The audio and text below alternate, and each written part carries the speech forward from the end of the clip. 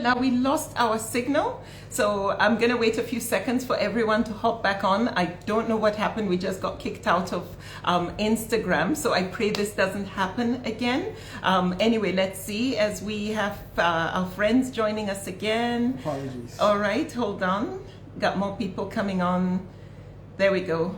Yeah, we're so sorry. We got kicked out. I have no idea what happened. Yes, but we got kicked out of Instagram. Saeed was answering the question that somebody had put, which is of a couple who had been married for 10 years and they've been having in-law issues interfering with their relationship and has messed everything up. There's no communication. There's no respect in the relationship. And they have 3 children who are witnesses to this. What is the advice that we can give them based on that? Again, those of you joining us, I'm so sorry.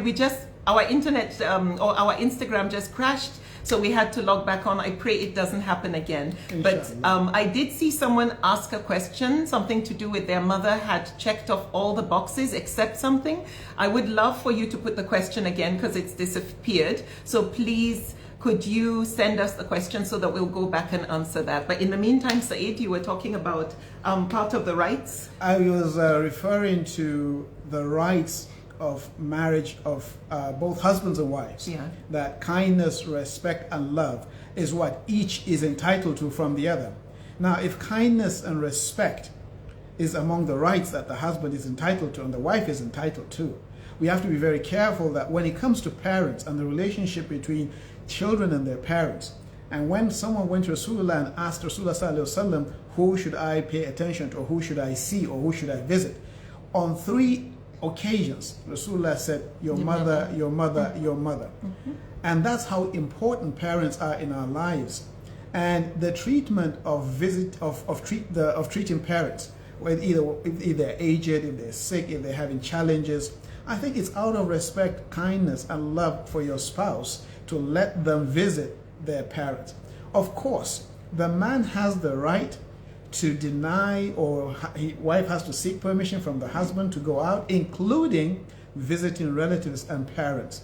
But out of kindness, out of respect and consideration, I think, unless, of course, we have situations where parents become an obstacle and hindrance in the good relations between husbands and wives. In those kind of situations and circumstances, it is absolutely necessary to draw a boundary and say, no, we're not going to allow this to ruin our marriage, because this is our marriage. It's not a marriage of parents to husbands or parents to wives. It's husband to wife and wife to husband. So such kind of interference is completely discouraged and isn't something that should be tolerated.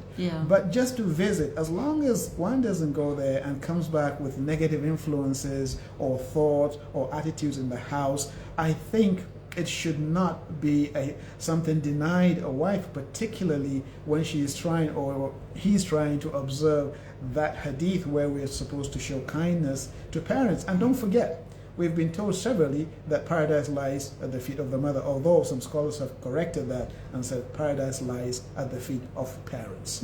I hope that has answered your question. Yes, you actually answered 2 questions in one. But the advice to the couple, they have been married 10 years and they're having in-law issues. Your advice is that the man needs to go back and the woman needs to, depending on where the interference is coming from, it could be from the woman's side. The advice is to go back to your rights and obligations, and you owe your spouse to protect them. And your in-laws have no stake in your relationship. They don't have a say under Sharia. It is about you and your spouse and your culture that you want to adopt.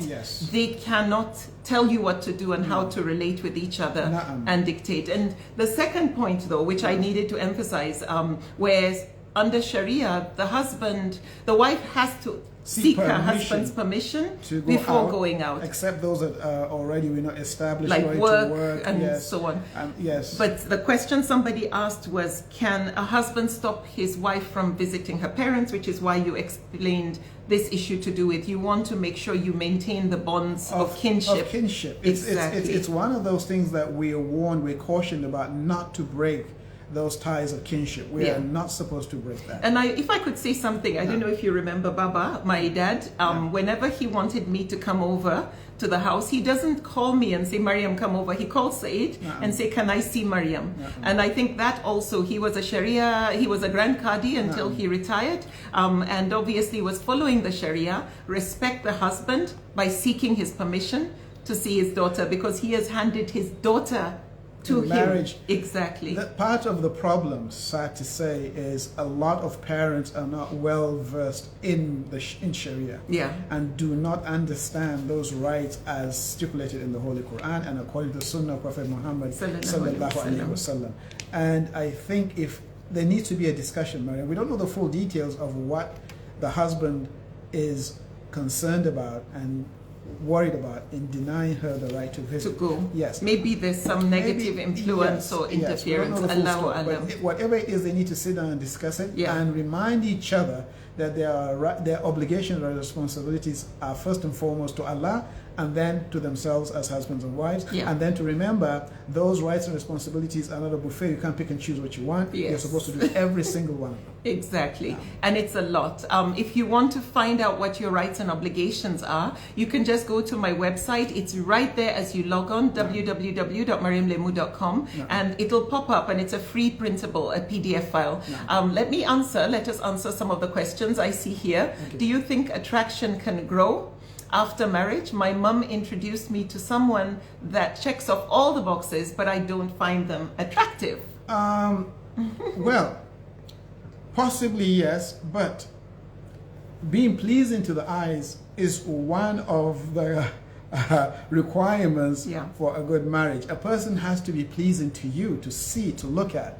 And if it's missing right from the beginning, I can't say it will not grow. Exactly. There's a possibility when you get to know the person, how kind they are, how considerate they are, how loving and caring they are, how nurturing they are, how inspiring they are, how compassionate they are. Exactly. And that could grow. That's beautiful. Even when they become ugly, at least that part is going to last. The heart is beautiful. And when the heart is beautiful, on many occasions, it overcomes the physical beauty of a person. So, but as much as we're emphasizing how important that is, right off the bat, the looks, they matter. We can't deny that. They matter. We shouldn't focus purely on that. Exactly. Because we caution, we can look for a man, they say we can marry a woman because of her beauty, her genealogy, her wealth, and her piety. But Rasulullah said, I'll rub the face of the person who does not marry a woman because of her piety. So yes, beauty matters, but in consideration, in prioritizing what's important, it is the piety. Excellent. All right, another question we got here. And sorry, that applies to the man too. It's not how handsome he is. It's not how attractive he is. It is how God-fearing he is. Yes, absolutely. And then, is it a high expectation to want your partner to be educated? And if he is not, and can you object to that? Or is that wrong if you insist that your partner is educated? Wow, that's a good one. The first kalima that that Angel Jibril brought to Rasulullah was what? Iqra, read. The pursuit of knowledge is an obligation on every Muslim. And if we look at even in the rights and responsibilities, that is one of the rights and responsibilities of spouses also. Not only to allow the spouse to gain knowledge, but for you to pursue knowledge. So it's really important, because if a man, and if we're talking, if this is a lady asking on behalf of a man, and he's supposed to be the leader of the family, he is supposed to be the one that guides, and Rasulullah said the husband is like the shepherd of a flock. Whichever direction he goes, they follow. If he doesn't have knowledge, if he doesn't seek knowledge, how would he be able to do that? Exactly. So it's critical that, yes, and the danger about the man not seeking knowledge, I've seen marriages where the woman has gone up, the man stayed down, and it became an issue because every time he said something that was wrong and she tried to correct him, it became a problem. But even the kids could see he wasn't knowledgeable. And do you remember the other case we had where this guy was complaining to us that the wife went on to pursue a PhD? She got a PhD. And then later when they're having conversations, she would say something, or he would answer, and she would say, sorry, you wouldn't understand. You wouldn't understand. Imagine. So for the man's sake, it's important if you are to lead, to have the requisite requirements to lead. Yeah. You have to earn the respect to lead. And you cannot lead if you're not respected. And I'm sorry to say, you will not be respected if you're not knowledgeable. Absolutely. And then the other part is what he did with me. I got married to him at 18. And why do you keep bringing that up? Just say you got married to me when you were young. That's enough. He was 12 years older than me. Here we go. Yes. So, but what, that age gap, obviously, he was much wiser, more mature. And he was actually very intellectual. He read books like world history, world geography, world politics. Yeah, roll your eyes, you did. And I got married to him and my husband wanted to talk politics with me and I was like, So what I respected is he actually pushed me to come to the same level with him. So, but I didn't want to go to university. I didn't want formal education, but I wanted to be educated. I wanted to be knowledgeable. So he kept pushing me, to go to different places, different sources of knowledge. And one, of course, of the best places is to read. I remember how much I hated reading in the beginning. And he called it bedtime stories because I didn't want to pick up a book and read, but he started reading it to me. Over time, I started to enjoy it. Yes, appreciate it, enjoy it. And then I started to read and then suggest you got to read this book. This is really, really good. Now she's suggesting books to me to read. Exactly. So I think this thing about education, it's really important you both rise together when it comes to intellectual, because I always say try and have a lot in common. You don't have to have everything in common. There are things I love to do. Saeed does not want anything like shopping. He doesn't like shopping, which is such a pity. No. But for me, I go broke. That's why. So, and he gets really bored. But anyway, it's important to have a lot in common. Like I had to learn about sports because it was important to him. So guess what? Today I went to work and he called me because Nadal had won his 22nd. Yes, and we were both shouting. We were both happy because it's something we have in common. We share the interests, especially in sports, in world politics, intellectually. I think even in the books we read, we have so much in common to talk about. So I think this issue to do with education, try and be very close. And when you do that, you're also setting an example for your children. Absolutely. It's very important. It's not what you tell them to do, it's what they see you do. And when you hunger for knowledge, you're curious, and it's positive curiosity. And you're seeking knowledge, positive knowledge that would make the world a better place, make people better. You have to have this desire that when someone sits with you for just 5 minutes, they will not leave you without gaining something, because time is so precious. So when you have that mindset, that would be excellent. Absolutely. We got another question here. Can you share tips on how to strengthen communication and mutual respect? Excellent question. Yes. Saeed, do you want to go first?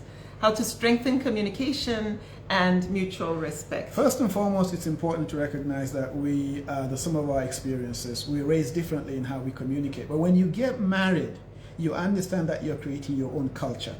So you take the best practices and you bring it to the table. She brings the best practices. You actually discuss this. What's the best way to communicate with you in a manner that is not offensive, is not denigrating, you don't feel like you're being pressurized, and you're being heard. It's very, very important. What indicators would you like me to project that makes you feel I'm listening to you and I understand you? Because the way you've been communicating before is totally different from what she's used to, and vice versa. So Mariam had a mouth. I mean, she described it as a weapon of mass destruction. Her communication style was devastating. So I had to say, no, you don't communicate like that. You just make matters worse. He set boundaries. Oh, and he was so sensitive. Like I couldn't say anything. He would say, you're being disrespectful. I was like, I'm just having fun. And he's like, I don't like it. He was so serious. It took a while for me to get her jokes. But the sad thing is she says I don't know how to tell a joke. Oh no. Hey, wait, it's my story. He does not tell good jokes. So they are so dry. Why don't you let me finish? Okay. It got so bad I had to say one day, black jokes matter. That's right. But seriously, on a serious note, when you do come to terms and discuss the best way to communicate with one another, because the objective is to do it in such a way that at the end of it you respect one another, there's nothing wrong really in doing that. You shouldn't be afraid to say, I don't like this style because this is how it comes across. Well, this is how I mean. And over time, you realize when your spouse says something that may seem offensive, because you know her or you know him so well, you know it's not offensive. Exactly. But that she didn't mean that, or he didn't mean any harm. Yes. But you give them the benefit of the doubt. The one last thing I'll say before Mariam speaks, please do your best to give each other the benefit of the doubt. Yes. And I would add when it comes to communication, because for me to overcome the problems I had communicating, which were plenty, was I learned different methods. Number one, I tried writing him a letter. To be effective in communication, many of you have heard my story about writing letters. It didn't start well. It didn't start well. Alhamdulillah, we've come a long way. We then evolved to me making an appointment to fight. So I'd like, so if something is bothering me, whenever it's okay with you, I want to talk. I need to get this off my chest. Alhamdulillah. It would take him a few days, but when we finally sit down, he'd like, come Mariam, sit right here. What is bothering you? And it, alhamdulillah, often went better. Now we've reached the stage where if something is bothering us, we just say, like, oh no, I didn't like that thing you did. And he's like, oh no, sorry, I didn't mean it. The feedback is instant. There's no anger. We don't harbor any ill will. Exactly. We say it right away so we don't nurse any frustrations and so on. Boom, boom, boom, immediate, but of course with respect. I often have to say, I didn't like that thing you did. It really annoyed me. And he says, so I just want to set the record straight. It's not that we don't fight or have misunderstandings, but we don't have the kind of disagreements that make us disagreeable. You know, we maintain good manners, respect, and we always work towards finding a mutual resolution and not to hold things in our hearts. You know, I think that's also something important. Then the last question was about respect. Somebody was asking, how do you have learned to develop respect? It really, I think, is something about, we've heard this, it's overflogged. Respect is reciprocal. Conduct yourself with dignity and give respect. And inshallah, if you are married to a correct person, you will get it back, inshallah. But remember, it's a right for both husbands and wives to be respected. You have to be respectful to your spouse, husband to wife, wife to husband. And good manners, good manners is so critical in marriage. Bad behavior, bad adab is what destroys a marriage. So fights don't destroy a marriage, it's the how. Fight. Exactly. Then here's another question. My mom doesn't want me to marry a man I want as a third wife. All right. Because my sisters are divorced. What can I do even though the istihara are divorcees, even though the istihara shows positivity? What do I do? Wow. The concern I have about people being objectionable to polygamy is that it's a sunnah. So let's be careful. Let's not make haram what is halal. That's very, very dangerous. Is it just because the sisters are divorcees? It's possibly because they made wrong choices. Who says your choice is wrong? The focus here is to investigate the man you want to marry. Does he have the knowledge, the deen, depth in deen? Does he have the capacity? Is he caring to his existing wives? In fact, the interview should be with his current two wives. How good a husband, how good a father is he? How good a leader is he in the home? That's going to be hard to do, though. Yeah, but that's what you're supposed to do. And then that accompanied with istihara, which your mother should join you in doing. I don't think it's right to look at other people's experiences and form an opinion on yours. No. These are totally separate individuals, very not the same people, maybe not even the same background, and so on and so forth. So I would say caution there.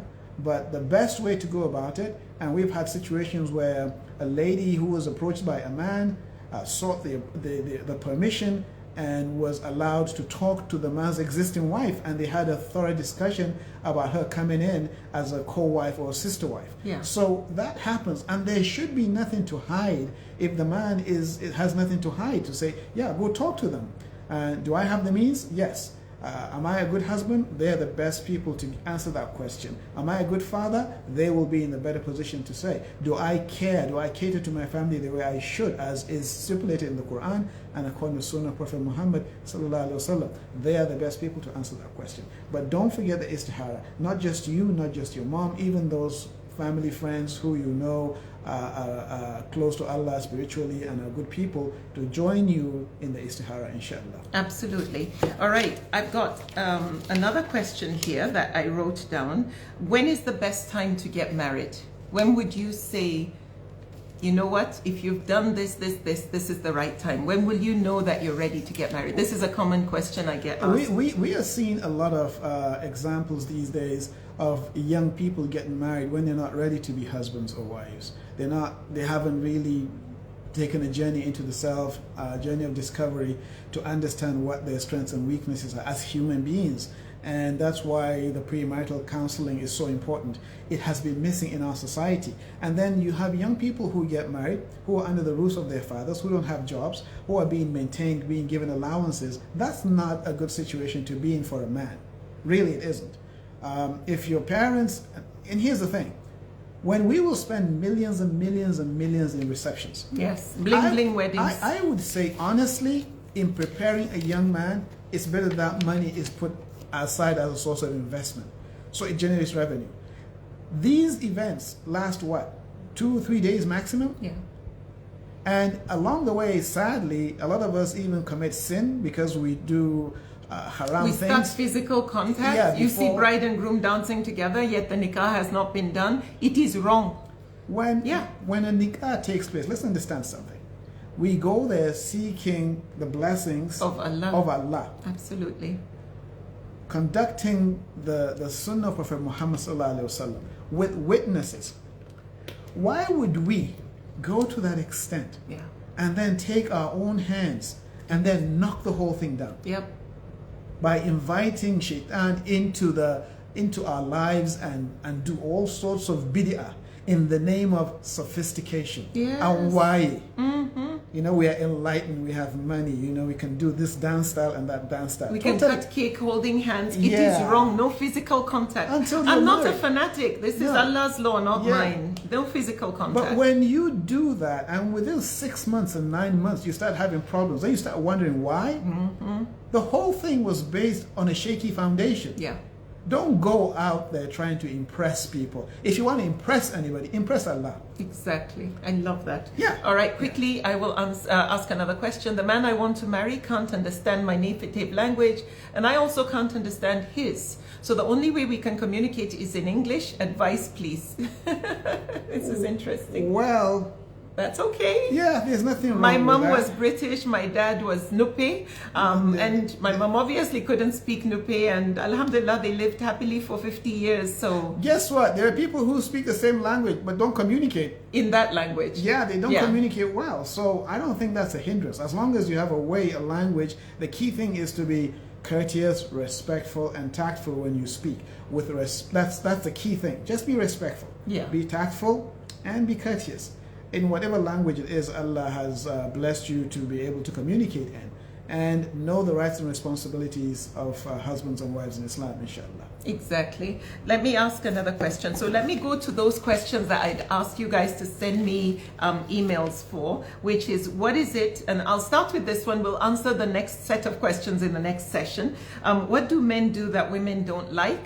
And one of the first one is, men don't open up about their feelings. They're not expressive about how they feel. What you as a man, what do you have to say to that? We have to understand, if you go from Indochina, you go to Indo-Pakistani, you go to the Middle East, you go to North Africa, you come to Africa. There is a way we are raised as these macho people who don't show emotion. We're tough, we're resilient, we can hold it in, we can tolerate, and so on and so forth. The unfortunate thing is, when you're not expressive, we tend to blow up when we least expect. Yeah.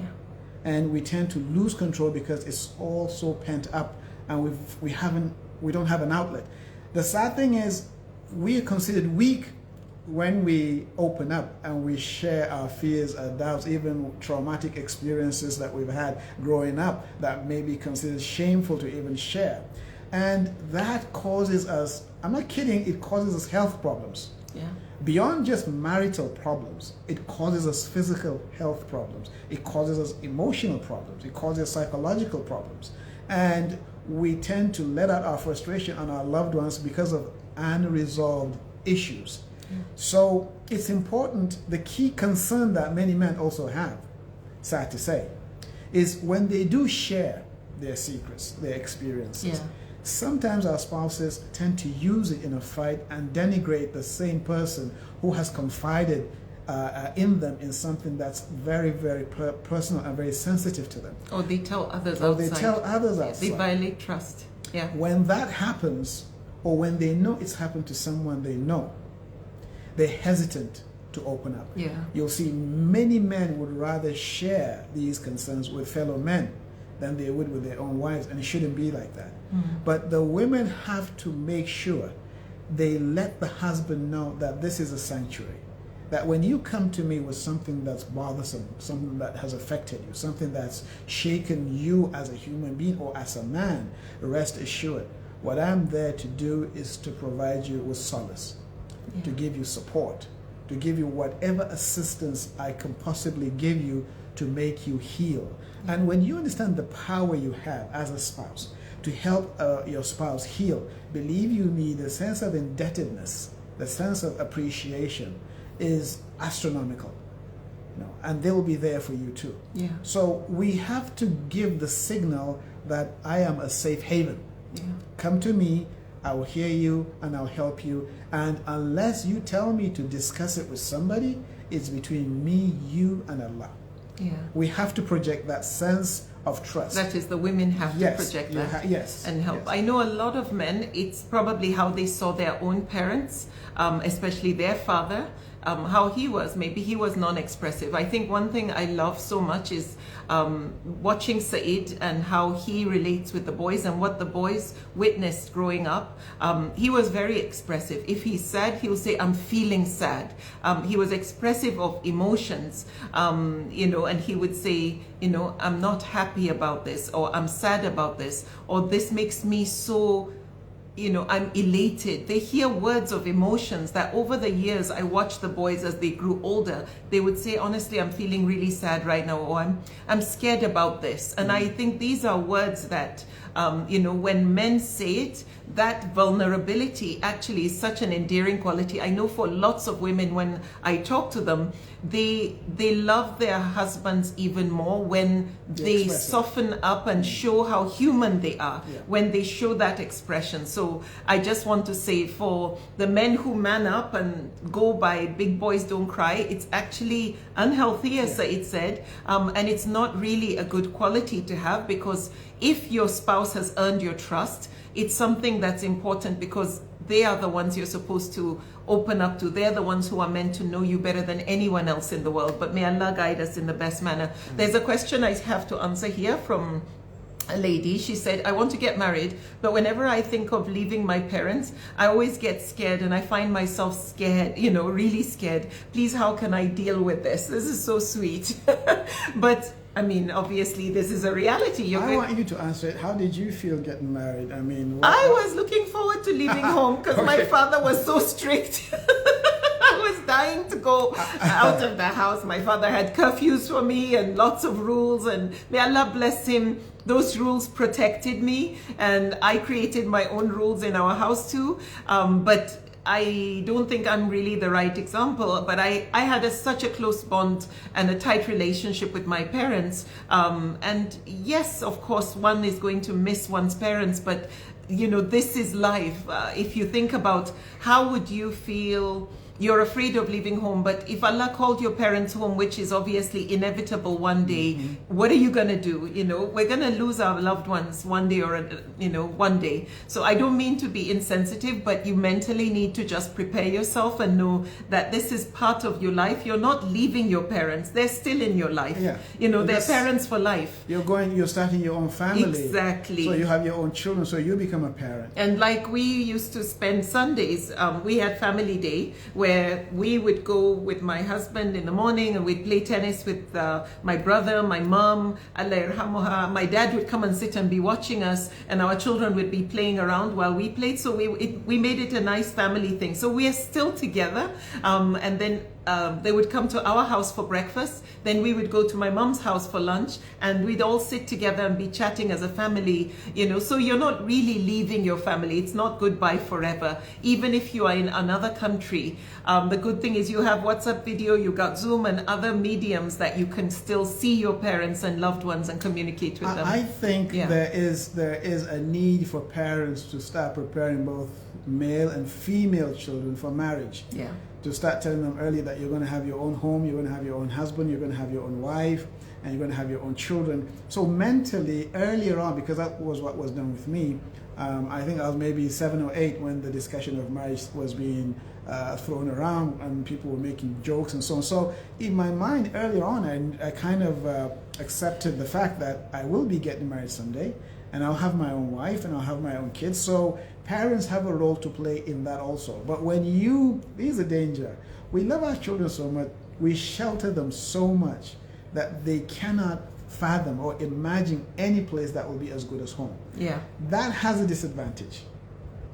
As much as we love our kids, there are disadvantages there. As we do that, we should also remind them that a time will come when they will start their own families, and we start sharing ideas with them. What helped me a lot is discussions with my father and my mother's, because I come from a polygamy, where they talk about marriage, husbands and wives and so on. So I got used to the idea that someday this is going to happen. So it wasn't kind of a shock for me, but it was a shock getting married to her anyway. But anyway, I'm just... I'm just saying that will happen. But the concept of marriage shouldn't scare you because it's a natural progression in life. Yeah. Yeah. Excellent. I will wrap up very quickly. I wasn't going to be here for too long, but I got 2 more questions on this list. The first is leaving parents to... Okay, this person wrote in that leaving parenting to the mother, and then when things go wrong, the kids get messed up, she gets blamed. This is such a common thing, and I know a lot of mothers, a lot of women complain about this. So what are your thoughts on that? I could not fathom leaving parenting to Mariam alone. I felt I'll be losing a major opportunity to bond. And that is why from conception, seriously, I started my parenting. In fact, we discussed parenting before even the conception. But the moment Mariam had come along enough to go to birthing classes, and I think we had 6 of them over 6 weekends. I didn't miss a single one. I went shopping one day and he attended without me. I went alone. I took my notes, everything from the contraction pains to help me exercise. You know, he saved me when I was in labor. Now, he was in the labor room with me, but of course he wasn't at the bottom end. He was by my head throughout. He never wanted to look at any icky stuff. But you know what I loved is because I missed the most important class, which is the breathing exercises. I was there hyperventilating. I was like, and then my face was turning purple because I wasn't breathing properly. And Said was the one doing... and you know the funny thing, there was a time where I was in too much pain and I was just, and he's like, Mariam, breathe or you're gonna die. but honestly, he saved me because I literally was changing color. So, yes. But from birth, rocking them, feeding them, bathing them, I would take them away from her.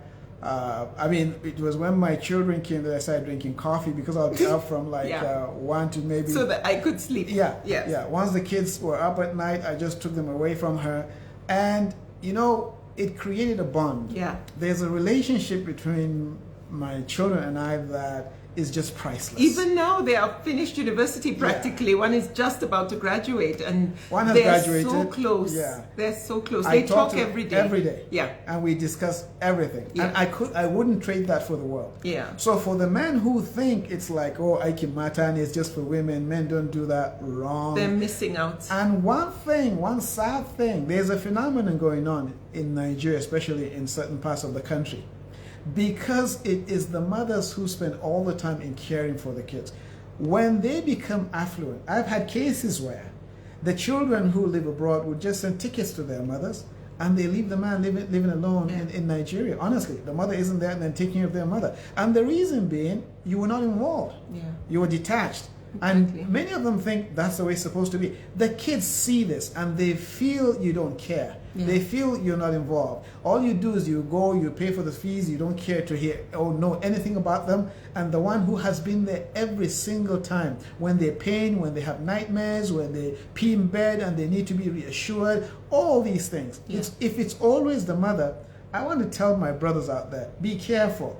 Because later on in life, honestly, they will show appreciation to just the mother. Yeah, and I also want to add, and from a religious perspective, the role of parenting lies on both parents. You both are going to be responsible, yes. And in the life to come, when it comes to the tarbiyah you instilled, what kind of education and values you gave your children, Allah will ask you about that. So that's important. Just quickly, let me say this. Quickly, because I need to finish. One of the greatest things that I experienced is my father sharing his life lessons with me. Yeah. I was maybe 5 or 6 when these conversations would begin, and he would let me understand he's fallible, he's human, and he makes mistakes, and he struggles with certain things. And that conversation gave me this sense of being human, being imperfect, fallible, and it makes you want to be better. You strive to be better, because my father will say, I've done this and I don't want you to do it. Yeah. Make sure you don't do this, you don't do that. Now, I don't think anybody could have had as much an impact on me as my father telling me those things. So I tell men often, whether you have daughters or sons, talk to them about your mistakes, your missteps, the errors you made, the price you paid. Because if they're your children, of course we know they're going to have some of your characteristics. And if they do have some of those challenges and weaknesses that you have as a human being, you want them to avoid the mistakes that you've made. So you don't keep silent. So you have conversations with them. And they reach an age where they could come and say, Baba, I'm like this. Or sometimes you notice, oh, I was like that growing up. I got into a lot of trouble. I better arrest this early. It's not insulting, beating, but having a conversation. Say, you know what? I noticed this about you. You're just like me. Please don't go down that road. Go this way instead. Okay. I saw a question that somehow connected, so I feel let me just answer it. My husband keeps lying. He will not stop his bad habits. He's not a great father either. What can I do? This comes up so often. Yeah. See, there are times where your spouse does not want to listen to you even though you're 100% right. The reason is this. Rights and responsibilities are a duty. They are acts of ibadah to Allah. And if lying is considered a sin in Islam, then let him know it's not that he's hurting you when he lies. He's hurting himself. It's self-destruction. Yeah.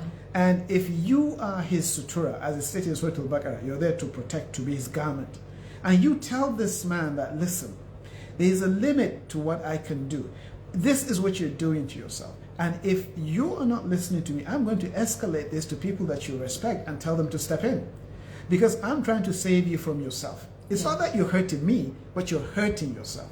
And when you go on this self-destructive drive or binge that you do, and you don't realize that it is really your path to Jahannam, I have to tell people, this is what you're doing. The worst thing is this, the bad example that you're setting for the kids. Because they may end up becoming liars themselves. Come Judgment Day, even if you later, if you're not careful, you repent and you're okay with Allah, and they continue, you get commission. Your children continue. Judgment Day, you pass the answers to you scale through. Then it comes your children's turn. This is the Hadith Qudsi, where when it's their turn, they say, I became like that because my father was like this. And then they'll tell you, oh, you're on your way to Jannah. They'll say, come back.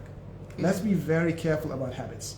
It's not, okay, it's my life. No, it's beyond your life. You're affecting the lives of others. And like I said at the beginning, Rasulullah said, the husband is like a shepherd of his flock. Whatever direction they go, they follow. Even if you repent and you become better, remember, you've planted a seed. Yeah. And unfortunately, it's not a good seed that you planted in your child.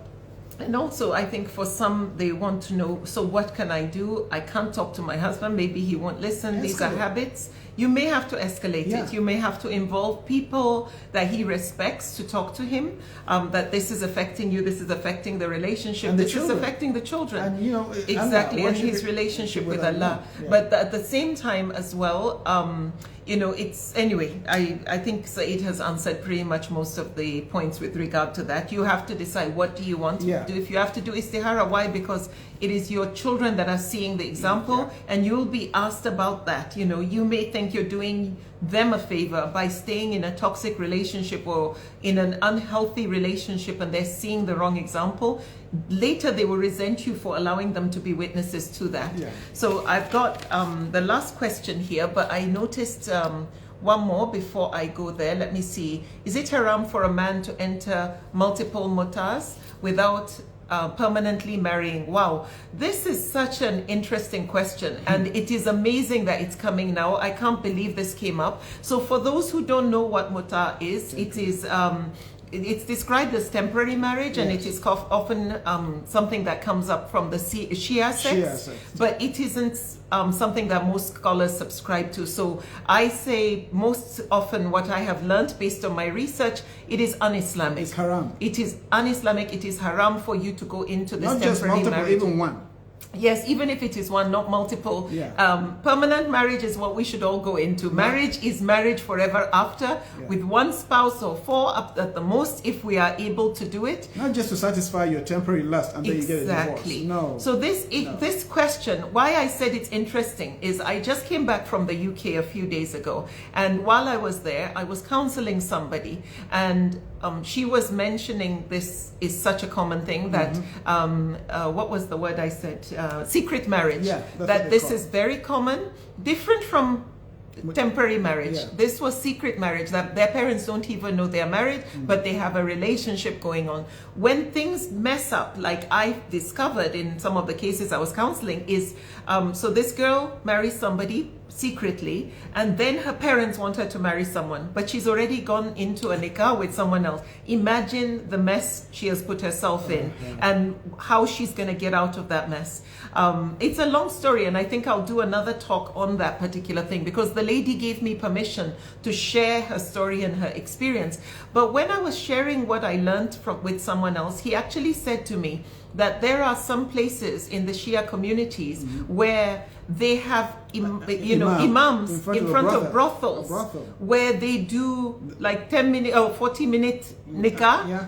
They go, they commit zina, because that's what it is, and then they come out, and the no dowry, nothing, nothing, just the nikah is done, and then it is dissolved so that they can have sex guilt-free. I don't know who they think they are fooling, but I just want to answer the question you are asking. Is it haram for a man to enter multiple mutas? Yes. It is haram. Let's just answer the flat out. The answer is definitely it is. Could you advise a divorcee who is scared about marrying again? Okay, this question just popped up. As we're wrapping up, there's one big question I want Saeed to answer, but to answer that, could you advise a divorcee? If you're still scared, I would say it's not yet time to go into marriage. First, I advise divorcees, really do a lot of introspect. Reflect on what happened, what went wrong. It can't all be the other person's fault. You might have done some things that allowed for this thing to grow and ruin a relationship. It could be you didn't investigate your spouse properly. Exactly. You may not have done the pre-marriage, or you ignored the warning signs. Exactly. So there's a lot that happens that creates divorce. But I also want to say, you need to recognize then you need to heal. Yeah, you need to get back on your feet where you feel confident. Continue to grow, continue to upgrade yourself. Learn, be more self-aware. Yeah. Learn more about emotional intelligence. Learn more about effective communication, conflict management, conflict resolution. Yeah. All the things that you know went wrong in the relationship that, oh, I wish I knew that before I got married. Yeah. Do that homework before you go into a new relationship. I think it's important to take a stock of what went wrong, exactly, and what I need to do to fix that before you even consider getting married. Absolutely. Yeah. So I think for you also, because you are vulnerable, do not allow people to tell you, you know, your time is running out. You're already a divorcee. You better manage and take whatever comes your way. Yeah. Stop being choosy. Do not give in to that kind of pressure. Otherwise, you'll find yourself back where you were before. Yeah. But for your fear, then take your time and do your homework right. Do your premarital. Yeah. Ask others. Yeah, investigate them properly. Don't ignore warning signs. Check off all the key boxes that matter. Be truthful to the prospective man about your weaknesses. Exactly. Here's the reason why. None of us are perfect. Yeah. And when you share what your weaknesses are, you want your spouse to help you overcome them. You know, whether man or woman. So don't hide them. Yeah. Don't hide them. Don't be deceitful.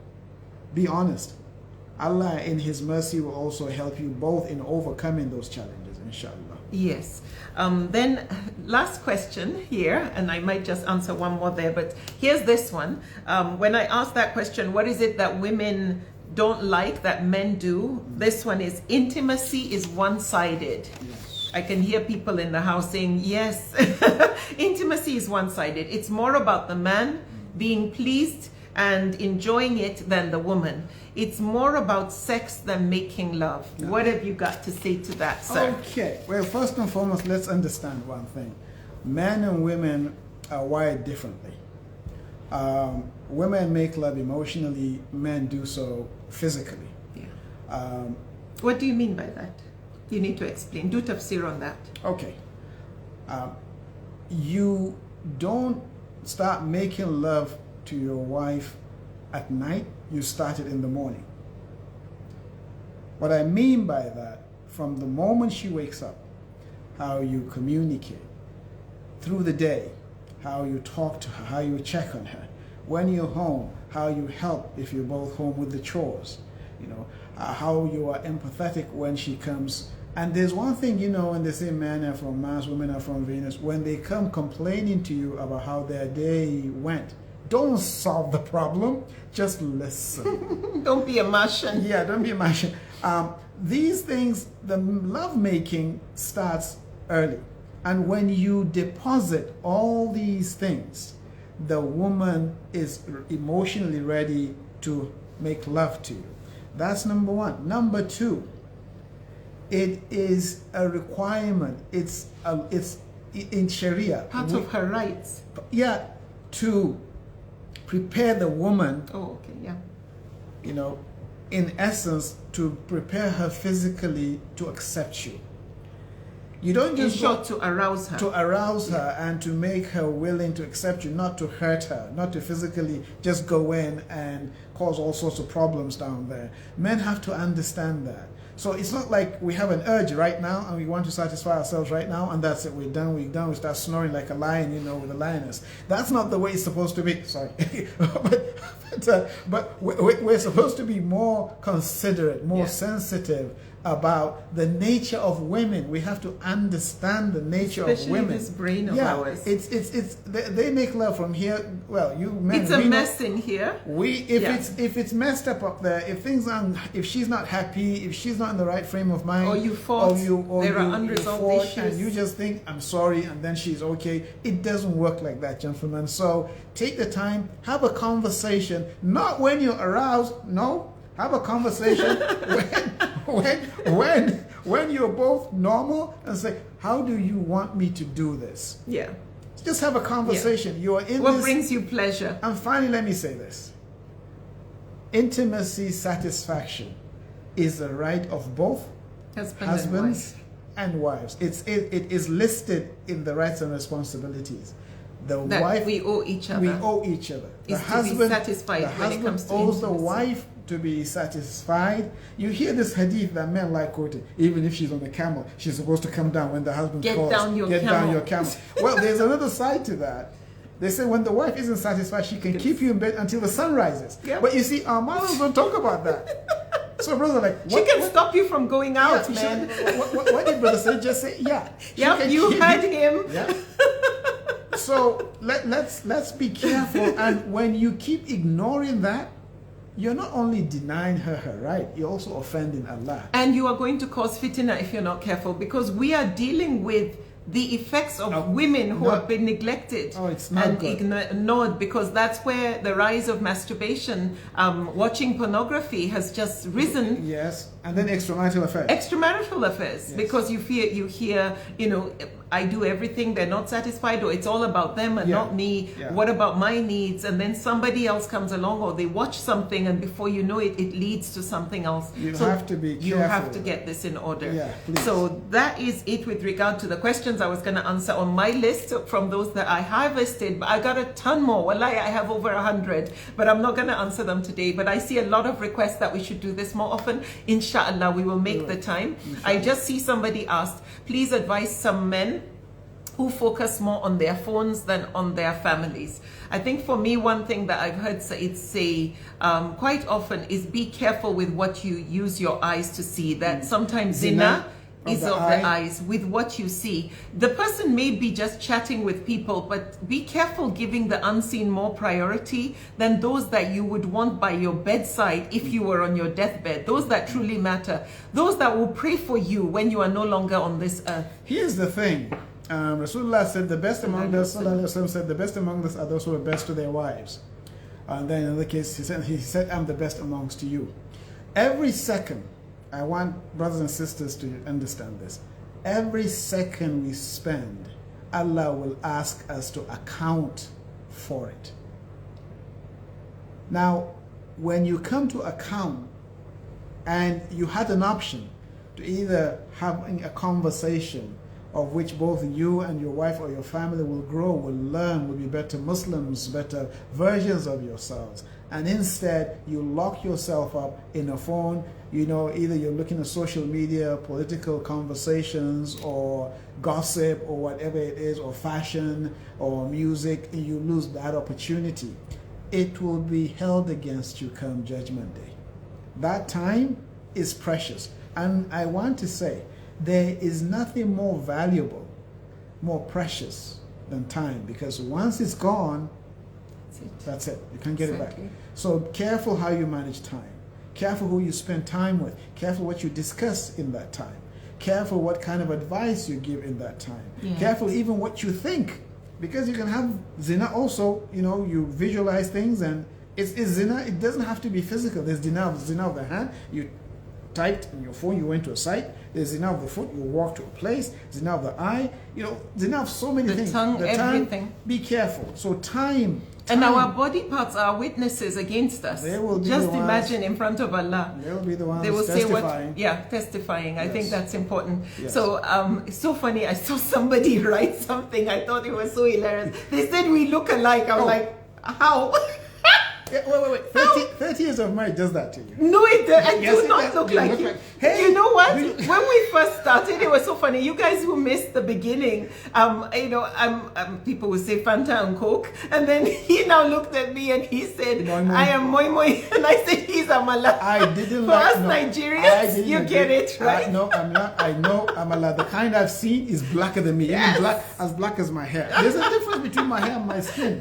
So, no, I beg to differ. Anyway, I don't know what you see similar in us. Maybe it's our personalities, because over, inshallah, in September we would have done 31 years. Alhamdulillah, we continue to pray to Allah to bless our union. I always tell people we never take each other for granted, not for a moment. We pray that you get to where we are in 10 years or 5 years. Even better. Yeah, that's what we pray. Everybody watching us, we hope you get to where we are much earlier than we are. Yes, exactly. May Allah bless you all. Thank you so much for joining us. People asked if I'm going to save this. Absolutely, inshallah. I will save. Okay, so does that mean that you can't visualize scenes in your husband as well as does that also? No. If it's your spouse, your husband, that one is good. No, please sky's visualize. the limit. Sky's the limit. Fantasize. Fantasize as much as you want. Anticipate. It's even something that will make you look forward to seeing them. Yes. Definitely. No, nothing wrong with that. One is all good, no, that's inshallah. Halal. That's halal. Very halal. Yes. Anyway, we will stop now. May Allah bless you. Jazakumullahu khayran. Thank you so much. And I will save this. Saeed, as always, it's fun. Yeah. It's fun. Yeah, just don't call me Amal again. I will own the moi moi. Yes, I am moi moi. I don't mind. Oh, somebody said, sister, you didn't answer my question. Okay, girl, what's the question? Please ask it quickly. Please ask. I promise you we will stay one more second and we will answer your question. I'm so sorry. All right, I love you too. Do you know, it was so funny. Somebody once, I was watching a video where it was so hilarious. I'm taking time so that you can ask your question. Yes. No, my sister, please ask your question. So there was something I saw where people were mimicking how folks who go live on Instagram would behave when they first go live. And it was so funny because they were like, hi everyone, I'm just waiting for others to hop on. Hi Shaniqua, I see you. Oh yeah, hey Strong Girl 82, I see. And it was so funny because I found myself doing a look at his face, he doesn't get it. Okay. He doesn't get what I'm doing. Yes. We're by time. It was funny for me. Okay, I see she says she's going to send me a DM. All right, inshallah, I will go there so as not to waste anybody else's time. May Allah bless you. Assalamu alaikum. Over and out from us, inshallah. Yes, have a good evening. Bye. Assalamu alaikum.